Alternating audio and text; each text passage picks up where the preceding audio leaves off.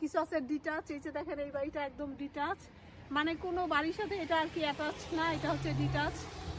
এই বাড়িটা হচ্ছে ডিটাচ একেবারে, মানে সিঙ্গেল যেটা ভিল্লা বাড়ি হয়।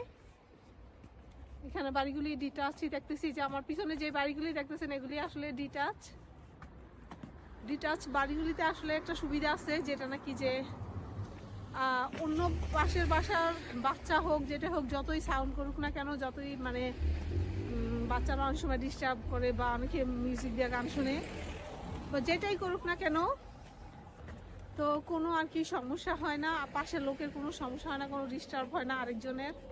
কিন্তু যেটা নাকি টেরেস্ট হাউস, এই যে এগুলি দেখতে পাইতেছেন, এগুলি আবার টেরেস্ট হাউস। তো যেগুলি টেরেস্ট হাউস এগুলি আবার একটা দেয়াল, মিডলে একটা দেয়াল থাকে, মানে একটা ঘরের সাথে আরেকটা ঘর লাগানো।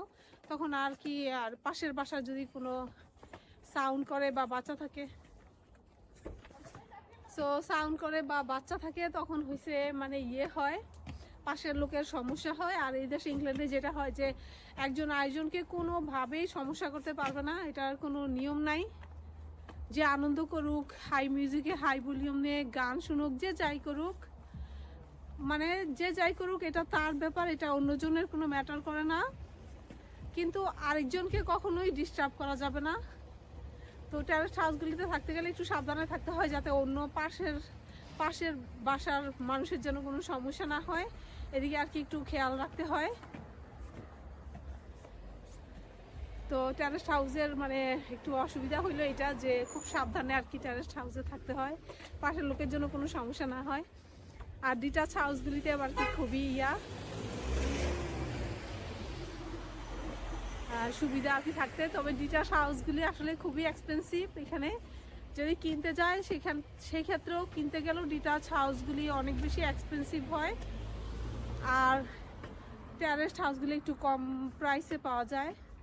আর যদি ভাড়া থাকতে চায়, ভাড়া থাকতেও ডিটাচ হাউসগুলির একটু মানে যেটা রেন্ট ভাড়া, সেটা একটু বেশি দাম। আর টেরেস্ট হাউসগুলি একটু কম দামে পাওয়া যায় আর কি থাকার জন্য রেন্টে গেলে।